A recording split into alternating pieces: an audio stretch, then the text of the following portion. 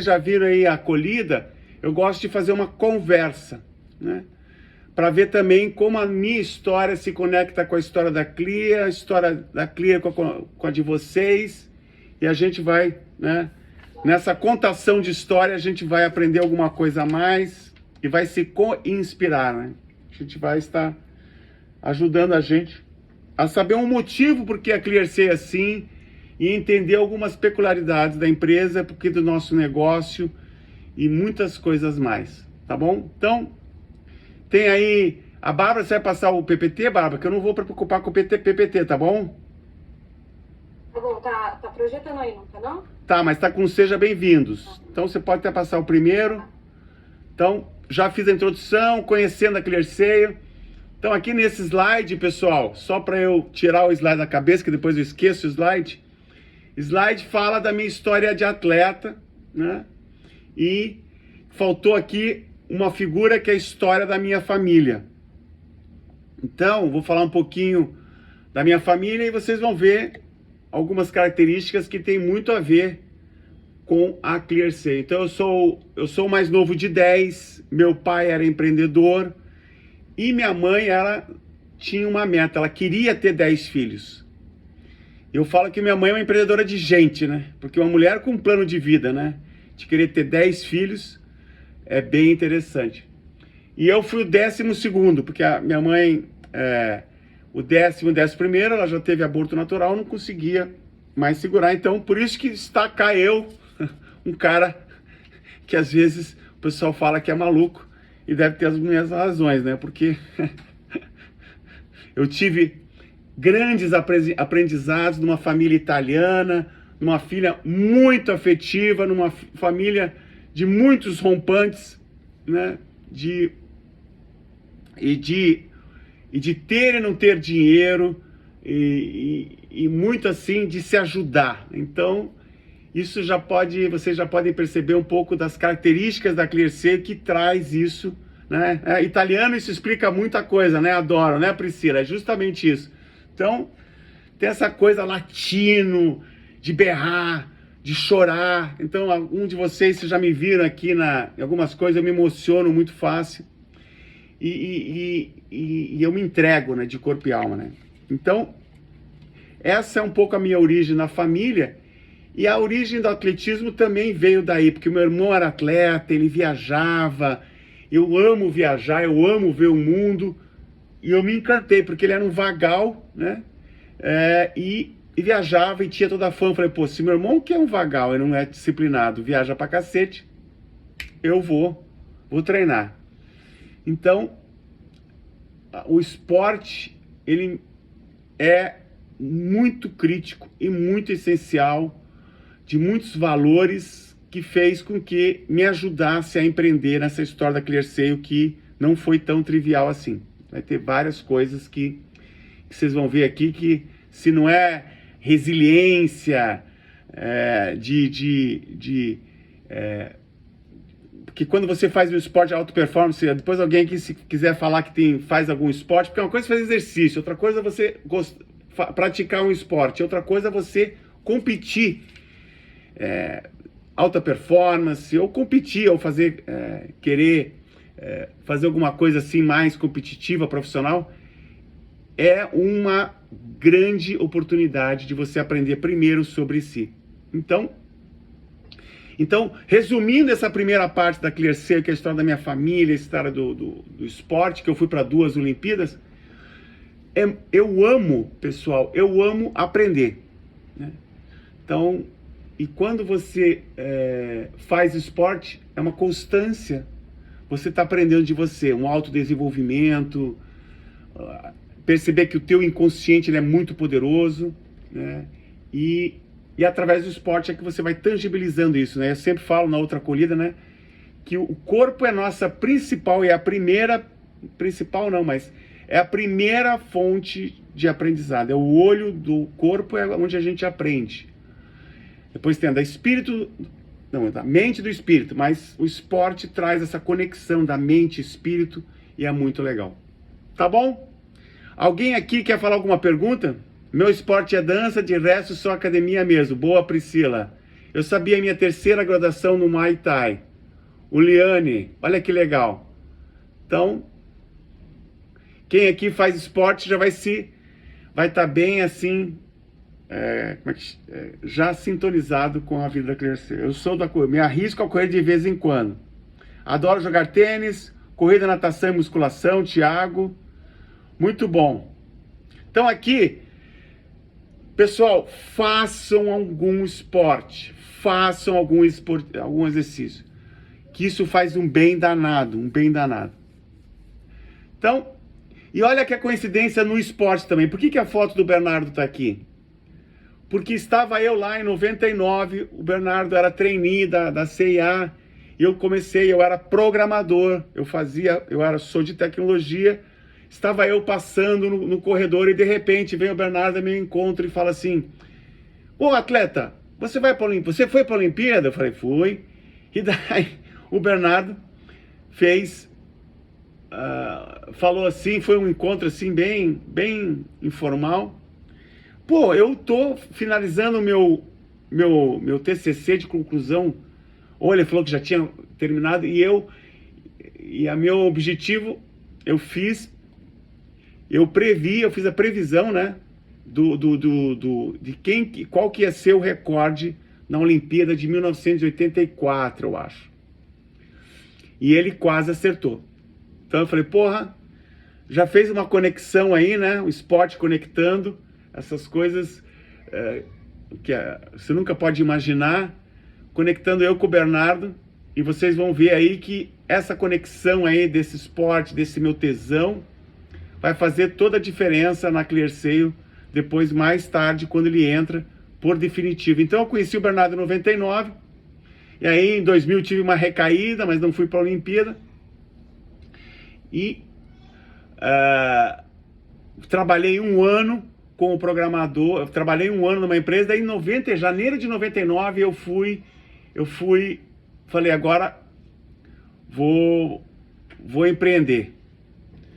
E aí aquela coisa que eu trago muito do esporte, né? Eu pensava que era fácil empreender. Aí, pessoal, de 99 a 2005 eu tive que vender o almoço para pagar o jantar. Em 2005 a gente quebrou, né? E a gente só foi entrar no Azul em 2009, que foi a primeira vez que eu pude tirar um salário melhor para ajudar em casa, né? Então era sempre assim, uma confusão, minha mulher me ajudava a pagar as contas. Então foi uma jornada assim bem interessante e de muita resiliência. Então, alguém quer fazer uma pergunta até agora, não? Vocês têm alguma pergunta da história da Clearseio que eu posso até direcionar a minha fala aqui?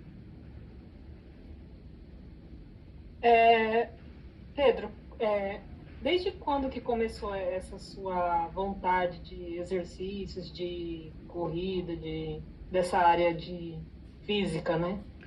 Boa pergunta, Jéssica. Eu comecei porque como meu irmão era atleta, ele era famoso. Minha família inteira, meu pai, todos os meus irmãos faziam esporte. E aí eu falei, aí ele era assim super vagal, né?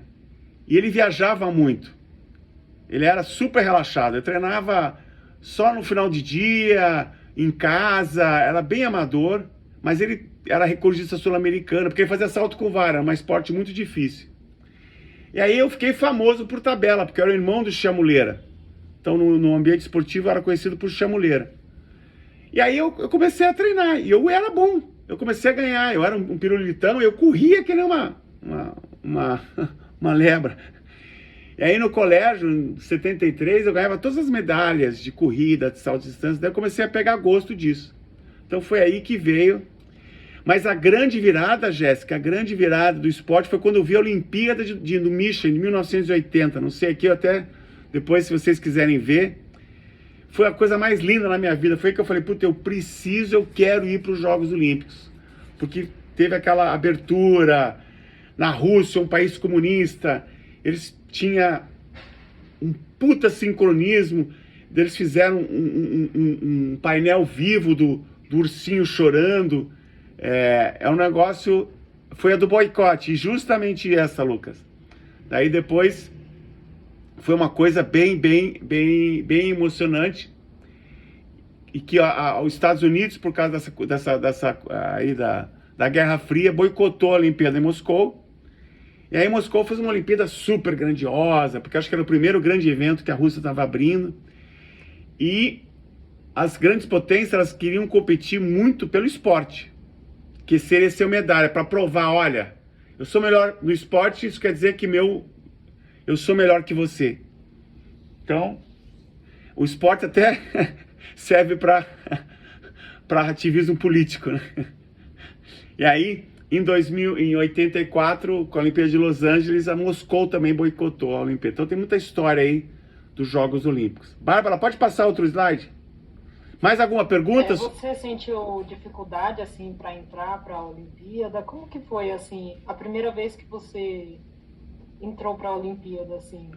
A emoção, como que foi? Se você teve dificuldade de entrar? Não, puta, como que foi? O que acontecia? Para ir para a Olimpíada, eu tive que treinar muito. Então, depois daquele meu 90, comecei a treinar. 84, que teve a Olimpíada de Los Angeles, eu treinava sozinho em Curitiba. Meu técnico, ele não era especialista. E daí eu fui na primeira seletiva, que era a Olimpíada de Los Angeles, de 84. Só que o índice era 50, eu fiz 52. Daí foi uma decepção para mim. Olha, minha terra aqui, Adriano, boa. E tive que... E fiquei bem chateado, né? Porque, fiquei muito longe do índice. Aí o que aconteceu? Final de 84, o Bradesco fez um clube no Rio, e aí eu mudei, primeira vez que eu saí de casa, eu fui morar no Rio de Janeiro.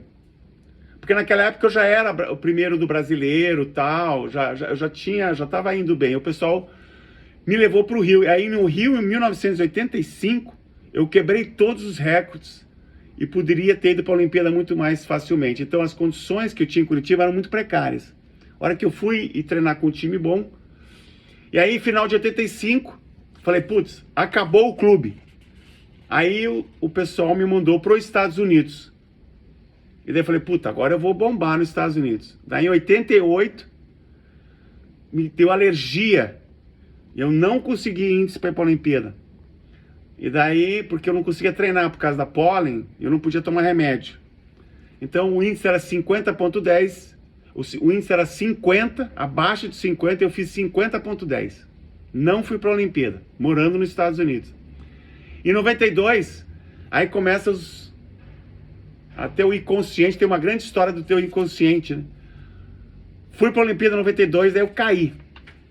Né? Caí, bati na barreira, tem até, se vocês procurarem no YouTube, tem lá, Pedro Chamuleira, Atlanta, mostra eu caindo. Não, Barcelona. O ano que eu nasci, olha aí. Aí, o que aconteceu?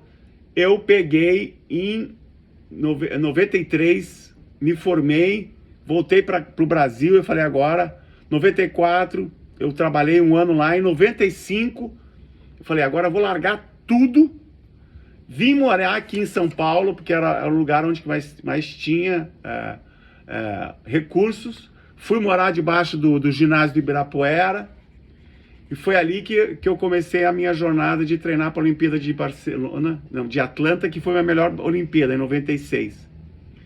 Daí em 97 eu quis competir mais um ano, daí fui para o Mundial, e depois que eu fui no Mundial, eu me aposentei, aí depois de uma semana já tinha um emprego de um amigo meu, do esporte, que falou, preciso de um cara aqui de programar, e aí a história da ClearSale é muito, muito vinculada a parte esportiva, porque como que surgiu a ClearSale? Estava eu lá, fui convidado por um paciente da minha esposa. E aí, em 99, eu tinha feito todo o sistema de gestão de estoque do Submarino. O Submarino era a primeira loja online. Eu era um programador, né?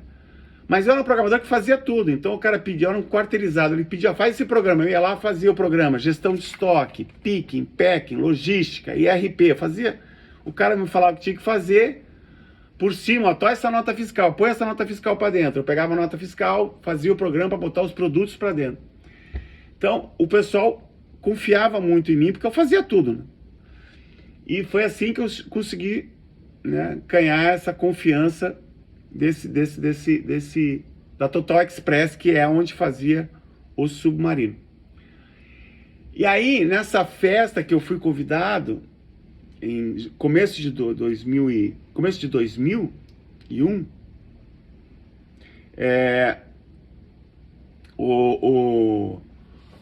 foi bem legal, porque eu cheguei assim na festa, só tinha um cara lá no cantinho. Aí eu sou muito extrovertido, falando com o cara, falei assim, o que você trabalha? E daí, por coincidências da vida, ele falou, eu cuido do sistema do submarino WMS. Aí eu falei, que coincidência, né? Aí eu que fiz esse sistema, porque eu não queria mais trabalhar, programar, eu queria fazer marketing. Adriano foi ver minha queda, né? Se quiser depois a gente até pode passar aqui. Mas eu tenho que contar a história agora da Clear, senão eles me dão bronca depois. E daí, fui lá e conheci o cara e fiquei amigo do cara, porque o cara também é empreendedor. E aí ele falando, putz, conversei com ele, fui conhecer que tinha algumas coisas, que foi uma puta conexão, né? Uma puta coincidência. E aí lá pelas tantas ele falou, Pedro, aqui a gente precisa, pro final do ano, fazer um software antifraude. E aí, você faz? Eu falei, faço. Aí conversando com ele um dia me liga, foi uma terça-feira, Pedro, foi aprovado o software antifraude, faz a proposta.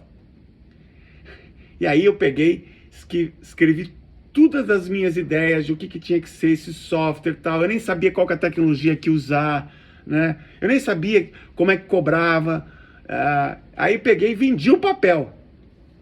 E aí, no dia seguinte, ele falou, aí eu passei a noite inteira fazendo a proposta. Entreguei para ele, porque ele me falou na terça, preciso dessa proposta amanhã de manhã. Entreguei a proposta na quarta, e na quinta ele falou, olha, foi aprovado.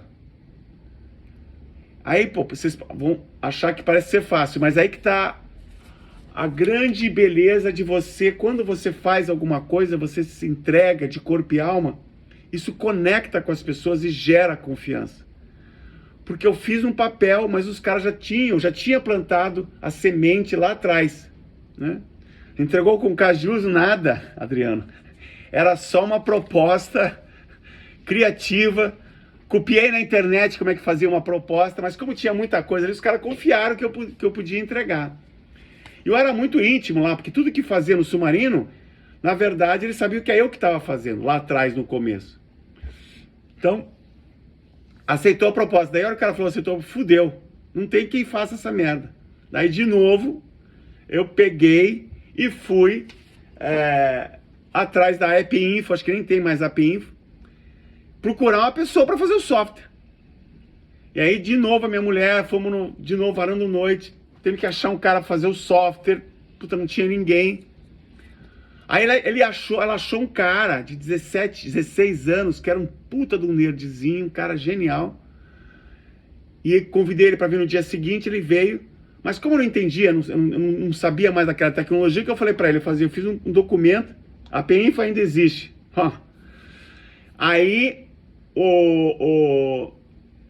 falei, você tem que fazer o tipo de cliente, vou te fazer um documento aqui, e você tem que me entregar, em 1 hora, esse programa com o banco de dados, incluir e excluir, porque eu precisava saber que aquele cara sabia fazer o básico. E ele ali, eu não falei 1 hora, ele podia ter o tempo que ele faz, mas ele pegou, em 45 minutos, ele montou o banco de dados, fez a interface, incluiu e excluiu. Eu falei, você está contratado.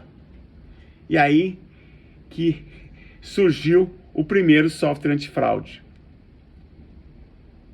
E ele era tão bom que a gente entregou o projeto, a implantação do projeto foi também bem desafiadora, né? Porque a gente não tinha, ele era estagiário, não sabia implantar, e foi bem bacana, mas eu sempre falava com ele, vamos Isso aqui é uma coisa que é muito, muito importante. E a gente conseguiu implantar, porque deu problema de performance, ele não entendia muito o banco de dados, eu tive que pegar um consultor. E a história da Clear sempre foi assim, né? De muita superação. De onde veio a base de dados? Vou falar, Pedro.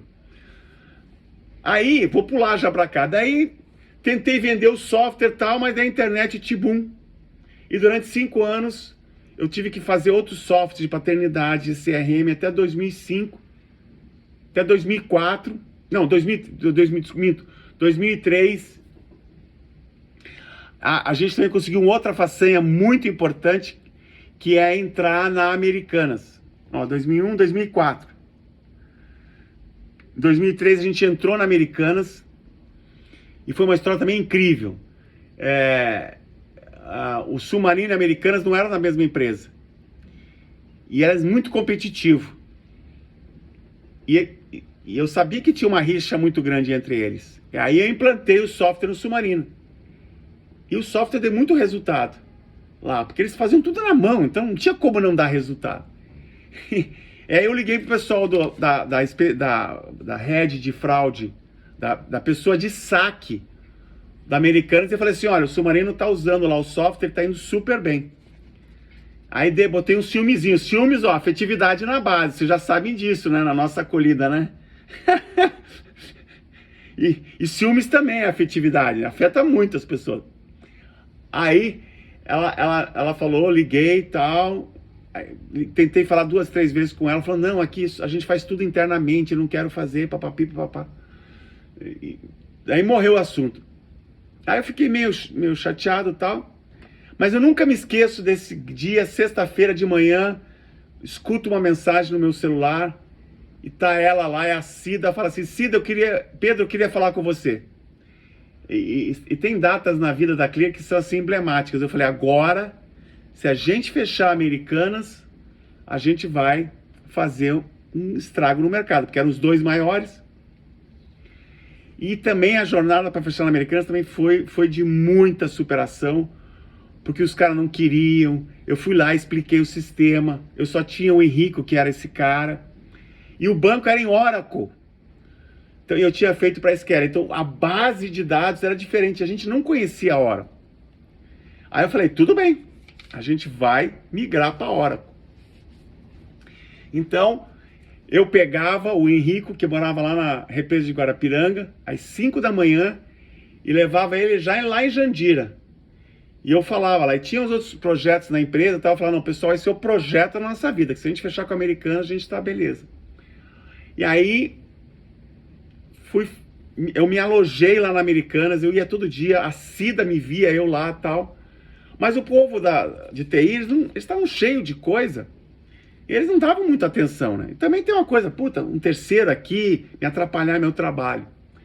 E eu fiz tudo para ajudar os caras, né? Eu fazia tudo para ajudar os caras, mas os caras estavam, assim, meio que empurrando com a barriga.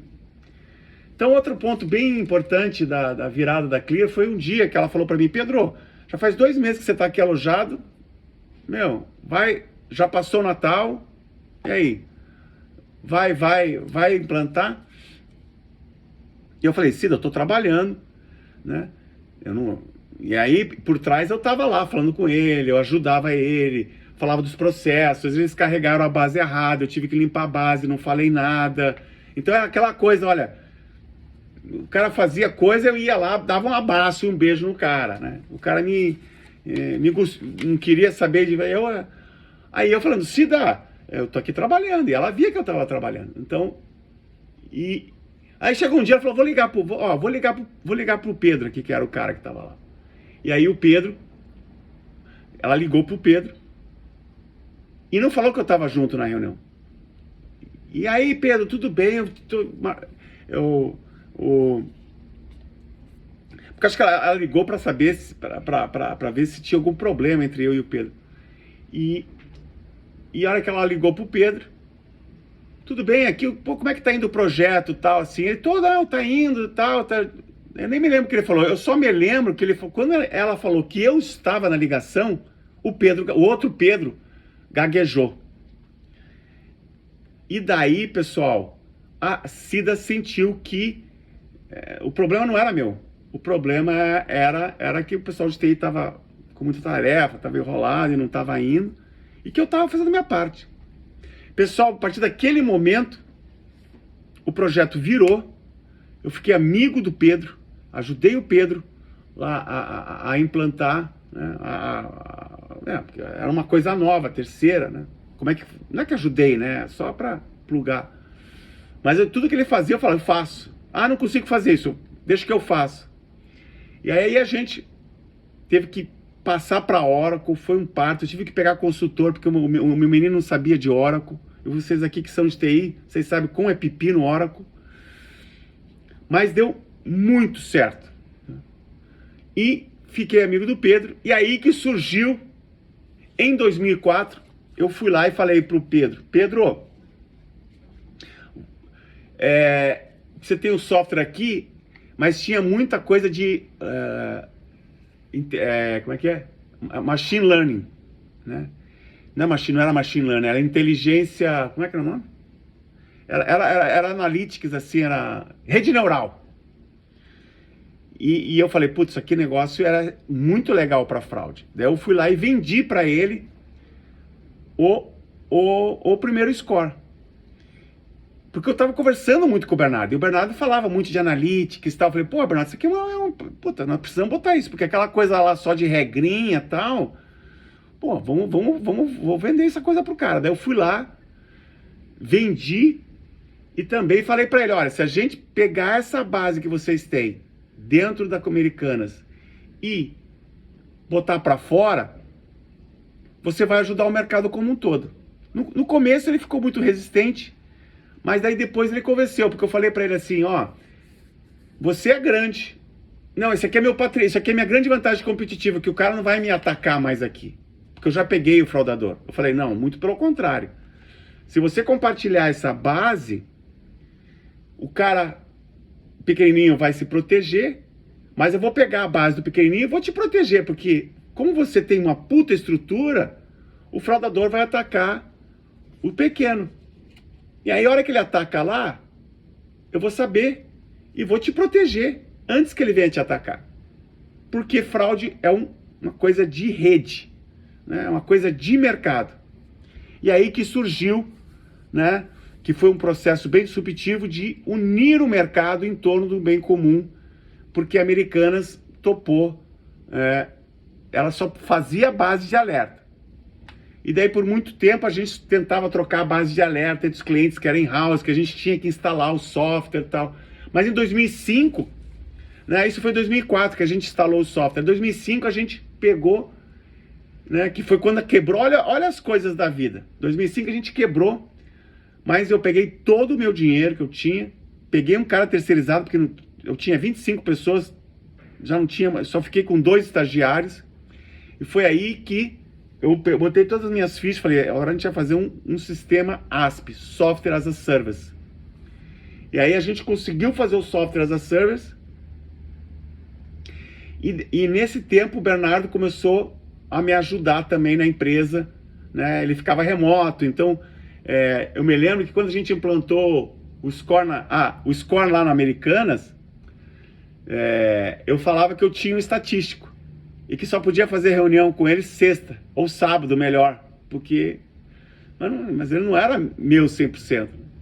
Aí depois eu falava que ele só tinha vaga na sexta-feira, porque ele podia viajar, ele morava em Brasília. Daí eu falava, marquei a reunião, Bernardo. Ele vinha, pegava o avião, fazia a reunião e ia embora. E a gente fazia tudo remoto. Então, para implantar os core na Americanas foi, eu levava o computador embaixo do braço, eu pluguei no servidor da Americanas. Tem tanta história que, se vocês forem ver hoje, é surreal, né? Imagine, eu plugar um computador, um PC, porque não tinha performance, na rede do varejista. Né? E foi aí que a gente conseguiu implantar o primeiro score americana, daí depois deu um puta resultado. Aí, em 2005, a gente quebrou, porque, foi embora, investi tudo no software. Foi aí que tem um grande momento da história da ClearSale, que é a T, que é esse ritual que a gente tem hoje, até hoje, que é tão famoso e tão importante para a empresa e para mim.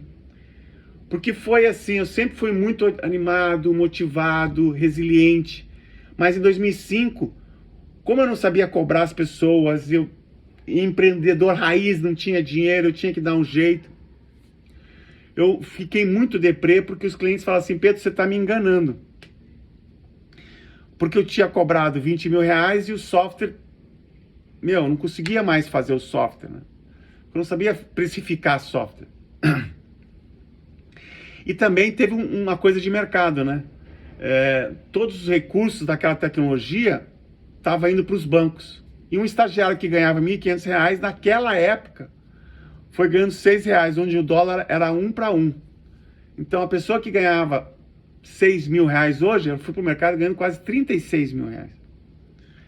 Aí... Pedro, e como que você conseguiu dar essa virada de jogo aí? Então, essa questão. Aí que foi, o que eu fiz? Eu botei todas as minhas fichas no sistema. As pessoas foram indo embora durante 6 meses. Eu tinha os outros softwares que sustentava. Mas tinha um cliente especial, que era a Striker, que ela me pagava R$15 mil. E com R$15 mil eu consegui sobreviver, porque era estagiária. Então eu tinha minha cunhada que me ajudava a pagar a conta. Eu fazia de tudo. E aí eu fazia muito para pagar em banco, né? Nessa época eu fazia aquela coisa de... Sabe aquela coisa de títulos de capitalização? Que você compra para pagar e o cara... Aí eu fui... Telecena. Isso. Com o teu gerente do Banco do Brasil e tal. E aí eu fui fazendo esses pepinos e falando pro Bernardo, conversando com ele. Em 2005 quebrei, eu falei, estamos indo bem. Daí... Em 2006, eu vendi um projeto para Claro. Então, o Off to On está na empresa há muito tempo já. Porque os caras queriam fazer analytics e tal. E daí eu falei, Bernardo, agora vai ter aqui um projeto. E foi uma outra... Pedro, chegou algum momento na sua vida que você pensou, poxa, será que vai dar certo? Aquela dúvida, assim, chegou algum momento, assim, que ficou... Não, nesse ano, Jéssica, eu falei, puta, eu vou pro mercado. Foi aí que eu fiquei deprê. Foi aí que eu comecei a fazer a terça-feira. Porque eu falei, pô... Pedro, você já pensou na sua história de vida, naquele conto da vaca que foi pro brejo? Daquele pastor que a vaca caiu no brejo, que é uma história filosófica que a gente sempre conta? Conta aí, Michele, que essa vai ser boa. Então, não, a sua história de vida é bem parecida com a minha. Eu fui empreendedora, eu trabalho há 20 anos na área da saúde e meu marido inventou da gente ter um buffet a domicílio. E tem uma história da vaca que eu contei para motivar, porque ele entrou em depressão também, a nossa Kombi quebrou e era o mecanismo da gente levar as festas, enfim. E eu contei para ele, né, que tinha uma família que tinha uma vaquinha. E aí um filósofo pegou e falou pro aprendiz dele jogar essa vaquinha no precipício. E aí o aprendiz fala assim, não, é o único sustento daquela família, não vamos fazer isso. Aí o filósofo falava assim, joga essa vaquinha no precipício. E daqui a pouco a gente volta aqui para acompanhar. E aí o aprendiz foi, derrubou a vaquinha e quando eles voltaram lá, ele tinha uma fazenda com muitos e muitos gados. E é a tua história, né? Você quebrou... A gente quebrou também na época, perdeu a Kombi, ele deixou fundir o motor, aí quando a gente viu, a gente estava com uma Master, teve um bom buffet a domicílio, a gente acabou vendendo por questões de ter ali mais próximo da ligação das nossas filhas, então a gente optou em vender, não porque ele não estava bom, mas porque a gente optou ter família e olhar a família. Mas voltando à sua história, que é bem parecida com a minha, eu acho que o universo ele ajuda muito quando a gente começa a olhar para o seu colaborador, que é o que você faz, você coloca o cliente no centro e o colaborador no centro. E aqui era muito o que a gente fazia. Então a gente optava em perder dinheiro com o cliente ali na hora da festa, pagar melhor para o nosso colaborador e o universo traz de volta para a gente, né? Seja em dinheiro, seja em novos clientes e você tem muito essa energia, né? E essa percepção de que fazer o bem, fazer o bom e fazer o correto, o universo de alguma forma traz coisas boas pra gente. Não, né? É justamente isso. Boa, Michele, é justamente isso que aconteceu, né? Quando você... eu até falo mais ainda, assim, quem estava, era o centro, eram as pessoas, né? Porque os clientes estavam indo embora, né? Eu comecei a focar nas pessoas. O ritual da terça-feira era justamente isso. Eu estava deprê, eu não queria mais trabalhar, comecei a ficar angustiado. E o que me salvou foi parar 1 hora por semana para voltar para minha essência, porque eu tinha perdido o tesão. E qual que era o meu tesão da minha história? Puta, fazer esporte, escutar música clássica, que eu gostava como pessoa. E aí que foi a grande virada, porque eu comecei a conversar com as pessoas. Isso aqui é uma conversa. Aí eu escutava música. Então era cliente a semana inteira me xingando, puta, problema. As pessoas indo embora, mas aquela hora era uma hora onde eu me alimentava. E aí eu escutava música, eu fazia exercício. E foi aí que a gente conseguiu passar, né, por aquela crise, né? E eu nunca falei pro Bernardo que eu estava em crise, né? Porque eu sempre falava, puta, isso é um problema meu, eu vou ter que resolver. Eu sou o líder desta empresa, eu não posso desmotivar. Mas o jeito de trazer a minha motivação interna foi justamente estar no contexto que estava me incomodando e trazer a minha essência de pessoa para aquele ambiente profissional. Por isso da importância da terça-feira e da cultura, né? De focar e de você fazer essa entrega, porque foi o que me virou, né? O que fez com que eu conseguisse, naqueles momentos difíceis, né? Foi um ano dificílimo. E aí, né? Com essa minha otimismo e visão, o Bernardo veio e ele ajudou. Aí a gente sempre tinha o ritual do tesão, qual que é o teu tesão, mas eu estava perguntando para mim mesmo. Aí o Bernardo começou a me ajudar e em 2008, né, 2005 a gente fez a plataforma e 2007 a internet começou a bombar. Aí a hora que o Bernardo em 2008 foi fazer o primeiro score, ele percebeu que tinha um varejista que negava 2%, outro que negava 20%. E a gente não consegue fazer um modelo de analytics, de score, aquele que vocês verem na telinha, se eu não tenho a precisão da variável, fraude e não fraude. Então era muito difícil você separar o joio do trigo. E para você fazer inteligência de dados, tem que saber com precisão, senão você modela em cima de uma coisa errada. E daí o Bernardo, muito genial, conseguiu fazer um score que ele tirasse essas coisas, ele dividiu o core em 4 dimensões, tal. Ele sentou com um analista, porque a gente já fazia mesa. A gente tinha 2, 3 clientes que a gente fazia só mesa. A gente tinha a plataforma, vendia software, as a service e tinha operação. E foi aí que a gente viu que a grande virada da ClearSale foi chamar a responsabilidade para a gente. Falou, pô, se a gente não fizer e não cobrar um valor único, né, a gente não vai conseguir ter o controle dessa subjetividade, porque a gente não pode ter um cliente cancelando 2% e outro cancelando 20%. E foi aí que a virada de pegar e falar para o varejista, não precisa mais se preocupar com a fraude, eu vou fazer, né? Aí o Bernardo é um genial, quando se dá um problema para ele se transforma. Eu falei, Bernardo, vamos ter que resolver essa merda. Aí tivemos que sair correndo para contratar, quando virou o ponto frio a gente não tinha analista. Daí, não sei se você sabe, tem o Guilherme Borges aqui, né? Quem é da operação aqui? Vocês conhecem o Guilherme Borges? O Borges, ele era analista. E ele atendia a Claro, porque a Claro também, a gente começou a vender lá a mesa para Claro. E quando a gente fechou com o Ponto Frio, que foi o nosso primeiro cliente no T, a gente não tinha gente. Daí a gente teve que tirar a gente da Claro. Puta, foi um puta estresse. Mas a gente conseguiu virar. Então, a história da ClearSale é muito baseada nesses momentos, dessas pessoas, dessa entrega. O Bernardo, o pessoal da operação. Eu me lembro na operação, para fazer telefonia a gente usava VoIP, e eu não tinha dinheiro, daí eu pagava com cartão de crédito. E aí acabava o cartão de crédito, daí os caras me ligavam, Pedro, acabou o cartão de crédito.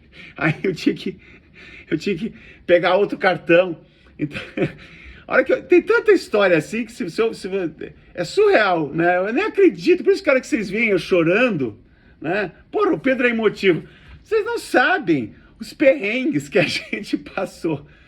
Mas é como eu falo... Pedro, Ah, hoje você se sente completamente realizado ou você tem mais sonhos e objetivos para a empresa ou sua vida? não, Jéssica, a gente só está no começo, Jéssica.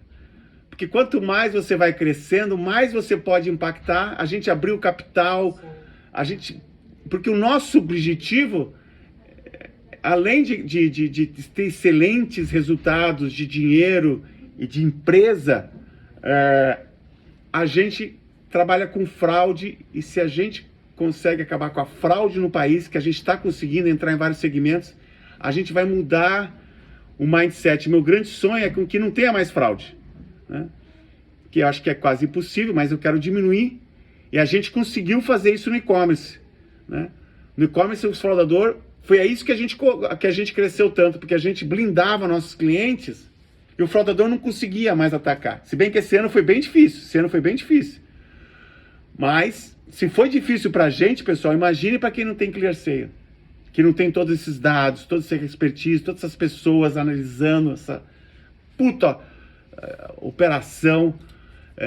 Então, a gente ganhou muito mercado por causa disso também, que a gente blindou os clientes e o nosso principal vendedor era o fraudador, porque o cliente não estava com a gente, ele tinha um puta ataque, aí ele vinha correndo pra gente. E aqui perguntaram como é que surgiu o nome. O nome surgiu porque foi uma conversa que teve com um cara. Eu não gostava muito de fraude, né? Porque trabalhar com fraude é uma coisa muito assim, fraudulento e tal. A gente sempre... E por que era fraude? Porque toda vez que eu falava com um cara de fraude, era um cara negativo. Eu vou pegar os fraudadores. E aquilo me fazia mal, né? Eu falava, putz... Aí eu falei pra ele, olha, a maioria é boa.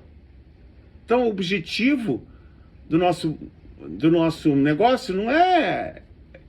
O cerne é prevenção à fraude, mas a gente tem que olhar para a grande maioria das pessoas que é boa. 97% das pessoas, 99% é bom. Então a gente tem que ter esse olhar do bom.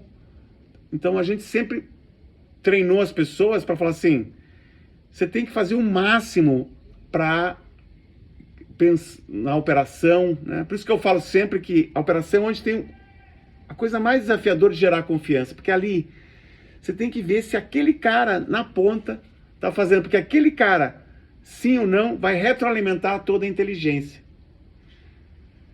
Então, a gente sempre nunca negou automaticamente, sempre teve esse cuidado com a pessoa do consumidor, e isso fez toda a diferença. Então, o nosso grande propósito, acho que nós somos a única empresa do mundo, pessoal, que tem o propósito de gerar confiança ao evitar a fraude, que é um momento de maior fricção. E a gente está dando muito, muito certo, porque hoje a gente é uma empresa global, a gente entrou nos Estados Unidos na raça e na coragem, e também foi por causa de um time fantástico que foi lá, se expatriou, fizeram acontecer. Não sei se vocês viram, ClearSale faz acontecer. Então, a entrega das pessoas desse propósito é muito legal, né? A bateria está acabando. Bárbara, a bateria está acabando, ou é a minha? Boa pergunta. E o símbolo que era o pássaro? Então, ao chamar o pássaro, veio que o Bernardo falava que o principal valor para ele era a liberdade. E aí, nessa coisa do T...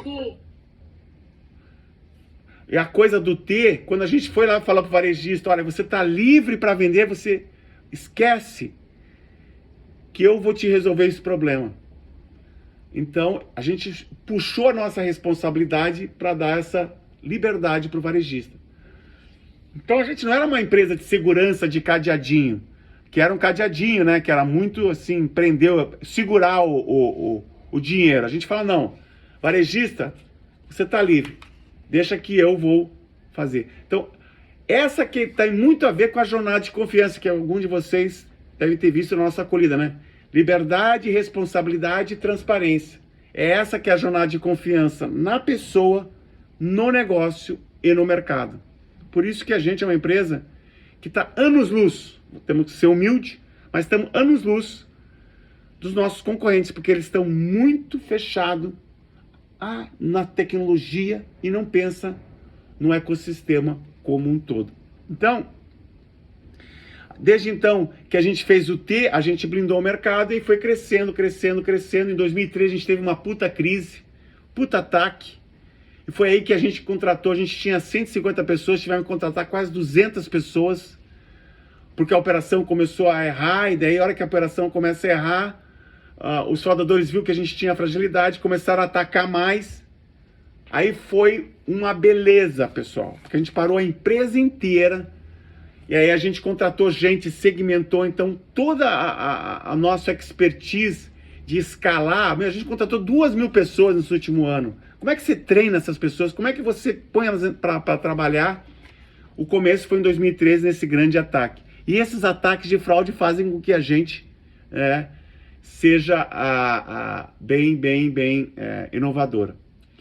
E daí, quando a gente estava lá em 2010, aqui, a gente teve um aporte de capital, porque a gente estava precisando, porque era eu e o Bernardo, e a gente queria, o Bernardo, ele queria, Pedro, a gente precisa ter governança, a gente precisa, porque a gente trabalha com grandes clientes, a gente precisa ter um investidor para mostrar que a gente é uma empresa que a gente era uma startup, né? Aí veio esse investidor, e aí a gente foi, desde então, crescendo 20%, entramos, 2013, entramos fortemente na net, né? Apesar de 2005 a gente ter Clara, a gente andou de lado. Então a gente sempre teve que fazer muitas coisas para pagar a conta. E chegamos agora em 2015, teve outro grande ataque, daí que a gente montou o aplicativo, que era o Compre e Confie, e que depois agora virou o Conf. E em 2018, né, eu era o CEO, mas o meu talento é outro. O meu talento é ser criativo e tal. Daí o Bernardo tomou a frente da empresa, porque a empresa estava andando de lado, o e-commerce começou a fazer assim, a gente estava gastando muito dinheiro para resolver os problemas mais críticos dos clientes. Aí o Bernardo entrou e eu saí do dia a dia e comecei a ver coisa no mercado, né? Aí a gente montou...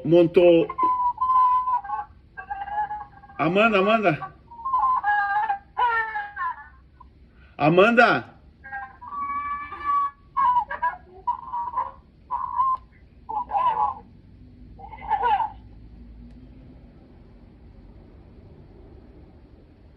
Pronto, eu posso falar? Agora, Amanda. E aí, até me perdi agora. Onde que eu tava?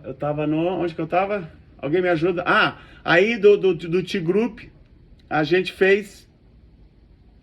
E foi muito legal, porque o Bernardo, né, eu dando mais liberdade para ele, ajudando no que eu podia de ideia, criatividade, modelo de negócio, relacionamento, principalmente cultura. Daí a gente comprou algumas empresas, fez o T-Group, uma hold que tinha ClearSale e as outras startups, mas chegou no final de 20, depois da pandemia, a gente estava crescendo demais e precisava ter dinheiro para crescer, e tinha muita liquidez no mercado. Daí no 28 de dezembro a gente decidiu, falou, pô, vamos abrir capital. O que é abrir capital? É fazer um plano de negócio para dizer para que todo mundo pode ser sócio da empresa. E para fazer isso, e para simplificar essa abertura de capital, a gente dividiu o T-Group, que tinha aquelas empresas que eram deficitárias, que eram umas ideias malucas minhas.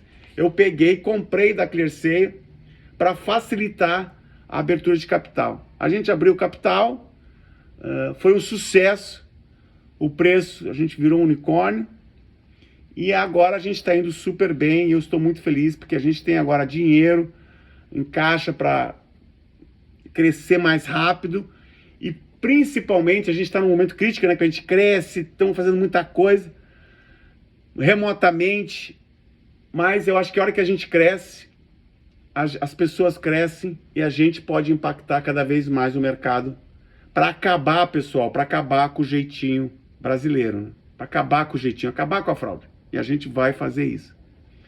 Próximo slide, Bárbara. Tem alguma pergunta nesse?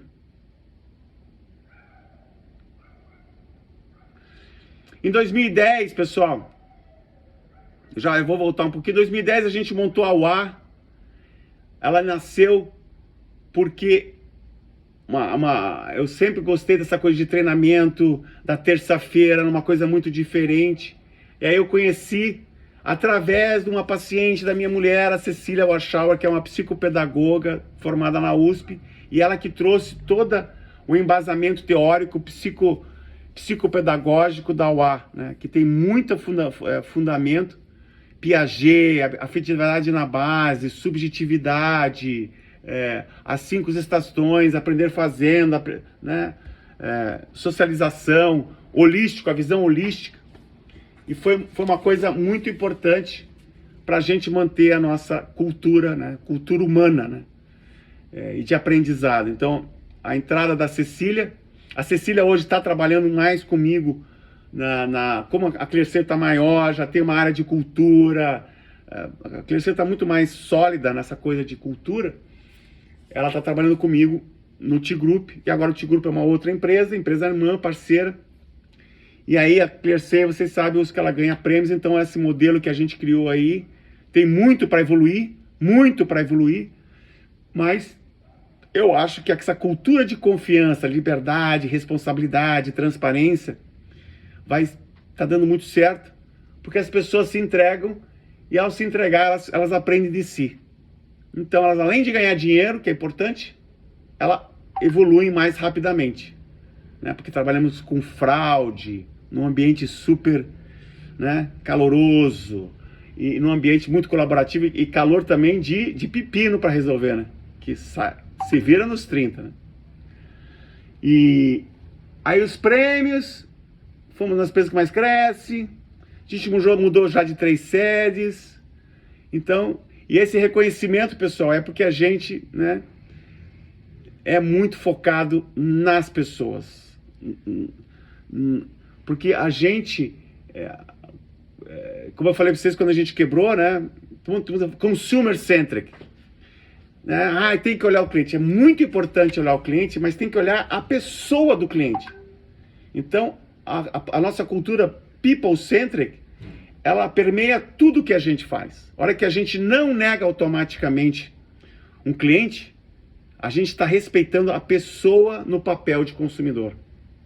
A hora que a gente assume a responsabilidade da liberdade para o varejista fazer o core dele, a gente está gerando confiança e trazendo para dentro de casa esse desafio que une as pessoas. Então, a gente tem muito por fazer ainda. Próximo slide, Bárbara. Só para você ver que eu não fecho nada aqui, né? Que eu já fui, voltei, né? Então aí crescemos. 2017 o Bernardo ficou separado da empresa, ficou só focado em inovação. Aí 2018 ele voltou. Aí a gente foi, o Bernardo fez um choque de gestão, né? Porque era eu e o Mauro, e o Bernardo ele é mais executivo. O Bernardo nunca quis ser o líder máximo da empresa, porque ele gosta mesmo de resolver problema, ele é genial para resolver problema. Mas aí em 2018 eu falei, Bernardo, você tem que ajudar aí, porque eu não consigo, meus talentos são outros, eu sou um cara muito criativo, eu não sou um cara muito você tem que me ajudar. E ele gosta do que ele está fazendo. Isso foi o sucesso, né? Essa complementariedade minha do Bernardo, eu assim, um cara mais para fora, de relacionamento. Então eu vendia e ele entregava. Às vezes eu vendia umas coisas malucas e ele entregava. Daí foi gerando uma puta sintonia com a gente. E isso que, aí o Bernardo trouxe as pessoas, daí entrou o Mauro, organizou toda a nossa TI em 2010. Então, a história da Clercer é uma história de muita entrega, de muita superação. E quando a gente se entrega, né, é muito legal, porque a gente cresce como ser humano. Então, Eu amo a ClearSale porque ela tem esse objetivo da confiança. E a confiança é um valor humano, né? E você vê como as pessoas crescem e evoluem. Então, eu estou muito feliz que, apesar desse crescimento, a gente tem quase 2.000 pessoas na empresa, a gente continua ganhando prêmios. Então, acho que aquela sementinha e dando liberdade, autonomia para as pessoas, isso tem sido muito efetivo, né? E tem dado muito, muito resultado. E cada um, pessoal, que nem você é parte dessa história. Cada vez que você tiver uma dúvida e você vir e falar com uma outra pessoa, você está gerando confiança. Porque você está gerando confiança dentro de você, né? E essa confiança é bloquinhos, são elos pequenos de confiança que, quando isso vai no coletivo, gera uma inteligência coletiva. A inteligência é racional, mas quando eu confio na pessoa, eu gero trocas que me conectam com outras coisas. Por isso que a ClearSale consegue evitar fraude no país que é mais arriscado, um dos países mais arriscados do mundo. Porque a gente confia, a gente colabora e a gente tem paixão para fazer aquilo que a gente acha que é o certo. E a gente sempre procura essa trajetória. Tá bom, pessoal? Falei aqui, já deu 56. Tem alguma pergunta? Não, só agradecer mesmo aí a atenção, né? As informações, né? Obrigado, Jéssica, tua participação. Todo o seu histórico aí. Passou rápido, já deu 6 horas, eu não tô vendo o relógio aqui. Passou 6 horas, Bárbara? Ó, 6h10. Oi, Pedro, passou sim, já são 6h05. Eu que eu não tava vendo o relógio aqui, eu tô me gravando aqui. Desculpe para pegar o tempo aí, pessoal. Se vocês quiserem perguntar, quem quiser sair, pode sair. A gente pode marcar umas outras, desculpe, porque às vezes eu gosto de conversar com as pessoas, né? Daí eu gosto de compartilhar as histórias das pessoas. Tá bom? Ah, não, só arranhou a superfície, aí tem que ter mais, né? Precisa de mais inspiração aí. Ô, Adriano, a gente vai ter sim. Muita inspiração, hein? Tem bastante coisa, a gente se co-inspira. Mas a gente vai ter mais. Vocês podem participar. Pedro, eu tenho uma dúvida. Na verdade, curiosidade. De onde você tirou essa ideia aí do antifraude? Surgiu por quê? Não foi justamente coincidências da vida. A pessoa falou que tinha um problema e eu, sendo muito criativo e muito arrojado e querendo tomar risco, eu falei, eu faço isso. Eu nem sabia a tecnologia que ia usar. Aí eu falei, qual que é esse problema? A fraude é assim. Aí eu fui pensando, dei uma lida, aí vomitei tudo que eu achava que tinha que fazer, os caras gostaram. Aí não sou muito visionário, eu sou bem criativo e me arrisco muito. E deu certo. Beleza. Que bom. Bom, a gente vai ter mais. Se vocês quiserem vir nas próximas acolhidas, viu, Bárbara? Sempre que eu conto a história, eu sempre conto diferente. Então, a gente pode ter umas T's aí, podemos até programar umas T's para contar fatos, até com outras pessoas mais velhas, porque tem muita história legal da Clear, tem muita história legal. Eu contei algumas coisas de virada da ClearSale, que quando você conta, você nem acredita, né? Mas tem uma história, essa eu vou ter que contar só para relaxar aqui, para fechar. Estava lá a gente, num prédio na Consolação, e daí, olha o que aconteceu, pessoal. Estourou o esgoto na frente do prédio. E aí, a merda não saía da ClearSale. E aí começou a transbordar a merda por tudo. Vocês não acreditam nisso. Chegamos, era uma sexta-feira, o primeiro andar cheio, porque o esgoto começou a voltar, né? Todo o esgoto da rua começou a entrar dentro da empresa. Puta merda, a gente teve que parar a operação, porque não conseguia entrar na empresa, não tinha onde cagar, porque tava um caos. Então era merda. A ClearSale já foi invadida pela merda, literalmente. Pessoal, eu fiquei tão puto aquela vez, porque a gente teve que parar a operação. Eu ajudei a limpar a merda caiu, tinha uma coisa, aí estragou os computadores, não tinha computador. Eu falei, caralho, o Mauro, eu falei, Mauro, Eu não tô acreditando nisso. A gente só tem um fraudador para brigar. Agora tem que brigar com a porra do governo, que não, nem a merda os caras limpam, cacete. Necessidade básica. Eu falei, caralho, né? Eu fiquei super indignado, assim. Eu falei, caralho, eu não acreditava. Eu falei, eu vou processar essa merda. Porque, puta, a gente paga tanto imposto nessa merda e a merda acontece. Então tem essa história, eu conto porque ela é bem escatológica, ela, literalmente, né? Mas foi bem, é surreal mesmo, Carlos. É um negócio assim que você não acredita. Pô, lá atrás, na operação, eu tinha um cara que já fazia a operação da Blockbuster, e aí acabou a luz na empresa, e caralho, tinha pedidos na fila. Falei, puta, você vai ter que, nós temos que tirar esse pedido da fila. Sabe o que eu fiz? Eu peguei e levei o cara pra casa. Ele trabalhou de casa, e aí ele liberou os pedidos, né? Então, a gente tem umas coisas assim que vê onde que é clear, tá? Já contei do cartão pré-pago que expirou, o VoIP, da merda, de levar um menino pra casa. Tem muita história aí, né? Faz um livro, mais um dia do Pedro.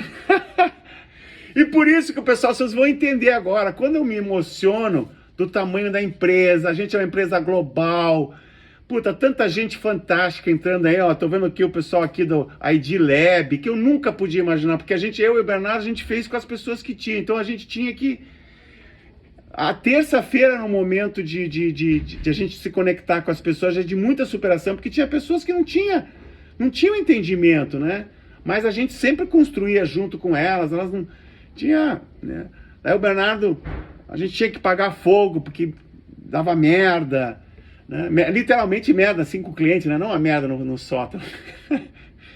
Porque todo mundo tem um talento, né? Então a gente sempre fez com pessoas, né, que podiam não ter uma inteligência, mas a gente sempre conseguiu fazer a empresa nesse espírito de união e de comprometimento, né? Então, por isso que eu falo, né? Todo mundo tem seu talento e a gente faz acontecer. Então é bom, assim, agora vendo tanta gente fantástica fora da curva entrando na empresa, eu fico assim, caralho, agora se a gente conseguiu chegar aqui ganhando e gastando, imagine agora com mais talento, com dinheiro em caixa, com puta produto, pandemia, puta ataque de fraude, puta merda. Muito espaço para todo mundo crescer aqui, profissionalmente e principalmente pessoalmente. Pessoal, eu tenho muita história para contar aqui, ó. Eu vou deixar vocês irem, a gente pode marcar outro dia. Amei conversar com vocês, né? Super obrigado aí pelo prestígio. Deu 246 pessoas. Meu, que delícia falar com vocês.